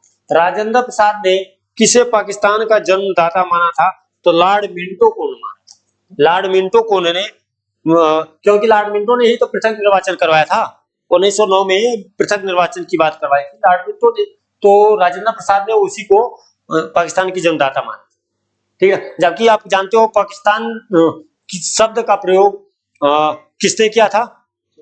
चौधरी रहमत अली, है ना, चौधरी रहमत अली ने किया था, ठीक है ना। और 1906 में पाकिस्तान का ये मुख्यालय बना दिया गया था लखनऊ में। ढाका में उसका स्थापना हुई थी मुस्लिम लीग की लखनऊ में मुख्यालय था और स्थापना कहाँ हुई थी? ढाका में हुई थी, ठीक है ना। एक और चीज आप देखेंगे जिसका स्थापना तो ढाका में हुई है लेकिन मुख्यालय काठमांडू में, क्या है, कुछ याद आ रहा? सार्क, उसकी भी स्थापना हुई थी 1985 में ढाका में, लेकिन मुख्यालय कहाँ है? काठमांडू, ठीक है।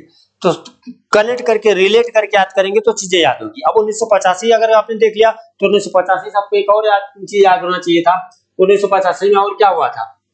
मैंने बताया था एनसीआर की स्थापना हुई थी। एनसीआर नेशनल कैपिटल रीजन, है ना। इसे रिलेट कर देंगे अगर 1885 तो क्या हो जाएगा?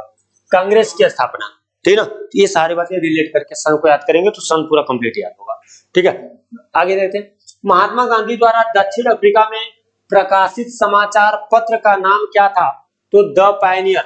इनका क्या था? ये द पायनियर नहीं, द इंडियन ओपिनियन, है ना, द इंडियन ओपिनियन इसका ये था। निम्नलिखित कथन पर विचार करें और सत्य कथन की पहचान करें। तो इसमें देखना है, तो इसमें आपका है महात्मा गांधी के राजनीतिक गुरु गोपाल कृष्ण गोखले थे, ये बात सही।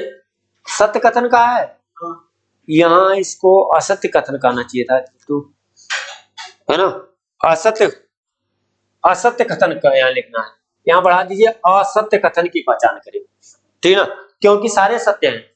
गांधी जी दक्षिण अफ्रीका में 21 वर्ष तक रहे। गांधी जी ने परिवार नियोजन हेतु आत्मनियंत्रण तरीका बताया था। फिनिक्स फार्म कहाँ है? सूरत में नहीं है ना। फिनिक्स फार्म कहाँ है? सूरत में नहीं है। ये वाला आपका सुमेलित नहीं है, बाकी सब सुमेलित है। असत्य कथन होगा। ठीक है ना। आगे देखेंगे, यम के गांधी ने निम्नलिखित भारतीय राष्ट्रीय कांग्रेस के अधिवेशन में से किस एक में सर्वप्रथम भाग लिया था? तो यम के किस में भाग पहली बार लिया था उन्होंने? तो कोलकाता अधिवेशन में लिए थे। किस अधिवेशन में लिए थे? कोलकाता अधिवेशन 1901 में लिए थे। आपको पता 1924 में ये एक मात्र बार बेलगांव अधिवेशन में एक मात्र बार कांग्रेस के अध्यक्ष बने थे। ठीक ना। एक मात्र बार कांग्रेस के अध्यक्ष बने थे, वो कहां हुआ था? बेलगांव। ठीक ना। गांधी जी एक बार अध्यक्ष भी बने थे 1924 में। ठीक है, बात समझ आ रही? महात्मा गांधी के राजनीतिक जीवन की निम्नलिखित घटनाओं का कालक्रम व्यवस्थित करना है। तो चंपारण, देखिए चंपारण 1917 में हुआ था, है ना। और अहमदाबाद मिल हड़ताल जो था ये कब हुआ था? 1918, है ना, कब हुआ था? और खेड़ा जो है 1928, खेड़ा में 1928 में हुआ था ना। 28 में एक मिनट, नहीं 1919 में, 1919। असहयोग आंदोलन कब हुआ था? 1920। असहयोग आंदोलन कब हुआ था? 1 अगस्त 1920 को असहयोग आंदोलन शुरू हुआ था। ठीक है ना। अब इसके अकॉर्डिंग आप मिलाइए। सबसे पहले कौन आएगा? चंपारण। एक बी वाला नहीं चाहिए।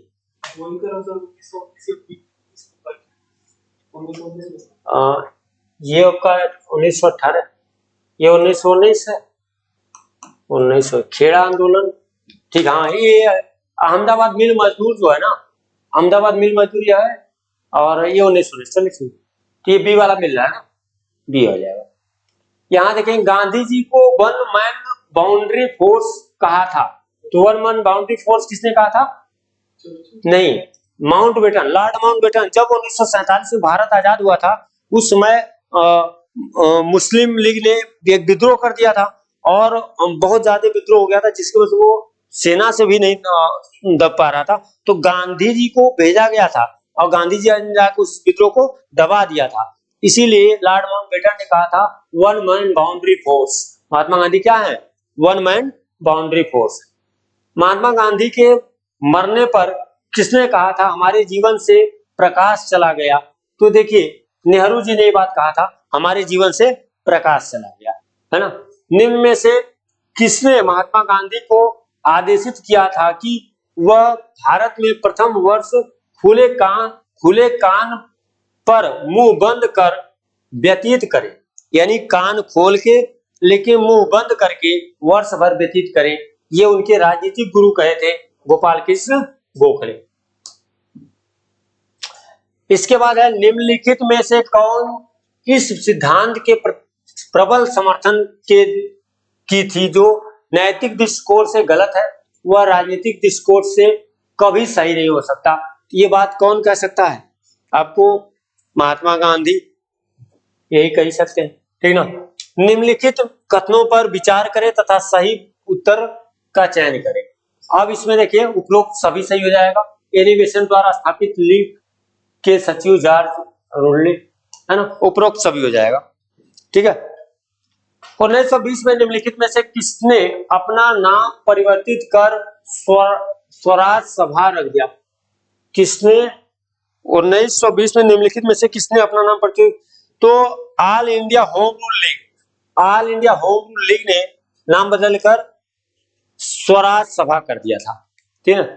किसने लुई फिशर से स्वयं कहा था कि मैं सच्चा समाजवादी हूं, मेरे समाजवाद का अर्थ है सर्वोदय?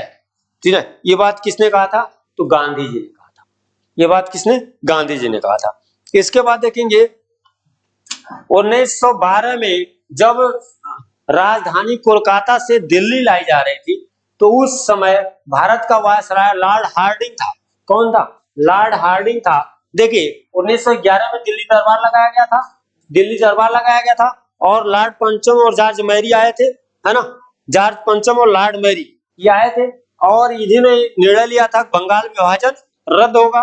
तो बंगाल विभाजन कब हुआ था? 1905 में। लॉर्ड कर्जन के समय में बंगाल विभाजन रद्द करने की घोषणा हुई 1911 में, और ये भी निर्णय लिया गया कि अब राजधानी दिल्ली लाई जाएगी। और 1911 में वायसराय जो था लॉर्ड हार्डिंग था, इसी लॉर्ड हार्डिंग के गाड़ी के ऊपर बम फेंका था रासबिहारी बोस ने, ठीक है। लेकिन दुर्भाग्य से वो बम कहाँ गिर गया था? इसके पत्नी के गाड़ी के ऊपर गिर गया था, और पत्नी फिर ऊपर चली गई, ये रह गया नीचे, ठीक है ना। तो ये लॉर्ड हार्डिंग था, ठीक है ना। और इसी लॉर्ड हार्डिंग ने ही तो इसका आंसर ये आपका लॉर्ड हार्डिंग होगा। समझ। अब बचे हैं आपके 4 क्वेश्चन। दिल्ली में उसके राजकीय प्रवेश के अवसर पर देखिए बम फेंका गया था। देखिए आगे क्वेश्चन, वही क्वेश्चन आ गया, ठीक है ना। तो इसका भी क्या हो जाएगा? लॉर्ड हार्डिंग, सीधा वाला। इसके बाद अब यहाँ से आप विकल्प पे अगर चर्चा करें, 1905 में बंगाल विभाजन है, लॉर्ड मेयो है। लॉर्ड मेयो के समय में पहली बार जनगणना हुई थी, इसी बार समीक्षा अधिकारी में आया था। तो क्वेश्चन पे यहाँ डिस्कशन कर लेते हैं। 1872 में हुआ था लॉर्ड मेयो के समय में जनगणना पहली बार। 1881 में लगातार जनगणना हुई थी लॉर्ड रिपन के शासनकाल में। रिपन में क्या हुआ था? लगातार 1881 से लगातार जनगणना हो रही है, ठीक है ना, लॉर्ड रिपन के शासनकाल में। और जो आपको 1871 याद आ रहा है, वो कल वाला क्वेश्चन याद आ रहा है। 1971 के जनगणना के आधार पे ये निर्णय किया गया है कि 2026 तक जनगणना सेम रहेगी, है ना। तो ये वाली बात आपको याद आ रही है, बात समझ आ रही?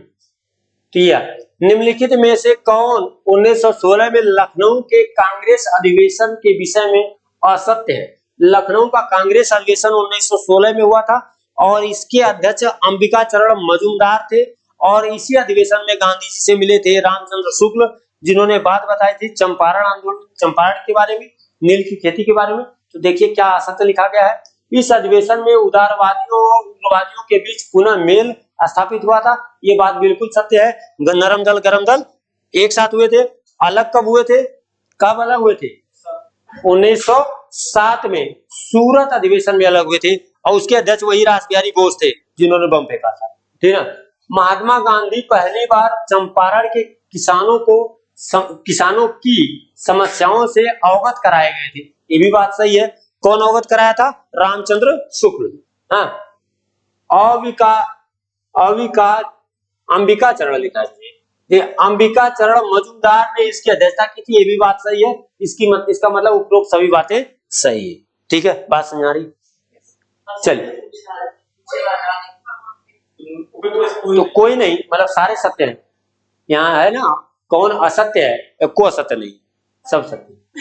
देखिए अब यहाँ ये है 1905 में लॉर्ड कर्जन के स्थान पर लॉर्ड मिंटो को भारत का वायसराय नियुक्त किया गया था, तथा किसे भारत सचिव नियुक्त किया गया था। अब देखिए लॉर्ड मिंटो है, तो लॉर्ड कौन हो जाएंगे? मार्ले, है ना। कौन हो जाएंगे? मार्ले, क्योंकि आपको याद होगा 1909 में मार्ले मिंटो सुधार आया था, है ना। क्या आया था? मार्ले मिंटो सुधार। तो ये मिंटो वायसराय है, लॉर्ड मार्ले भारत सचिव थे। किसने कहा था मार्ले मिंटो सुधार 1909 इंडियन काउंसिल एक्ट ने हमारा सर्वनाश कर दिया? ये बात किसने कहा था? ये बात कहा था गांधी जी ने, है ना। तो महात्मा गांधी जी ने कहा था। क्यों? क्योंकि इसने पृथक निर्वाचन की बात कर दी, मुसलमानों और हिंदुओं के बीच में खाई पैदा कर दी, और ये चीजें गांधी जी या कोई भारतीय नहीं चाहते थे, तो इसीलिए महात्मा गांधी ने कहा था हमारा सर्वनाश कर दिया। 1909 में इंडियन काउंसिल एक्ट में किस बात की व्यवस्था की गई थी? तो इसमें किसकी व्यवस्था की गई थी? हाँ, इसमें सांप्रदायिक प्रतिनिधित्व की बात कही गई थी, यानी पृथक निर्वाचन की बात कही गई थी, जिसमें मुस्लिम वोट मुसलमानों को ही देंगे, ऐसा। तो ये सेशन समाप्त हो गया, और आप एक बार कमेंट बॉक्स में एक राय अपनी दें कि हमारा प्रयास जो किया जा रहा है श्री राधा IAS संस्था के द्वारा, इस पेपर का लेवल कैसा है और हम लोगों का प्रयास कैसा है,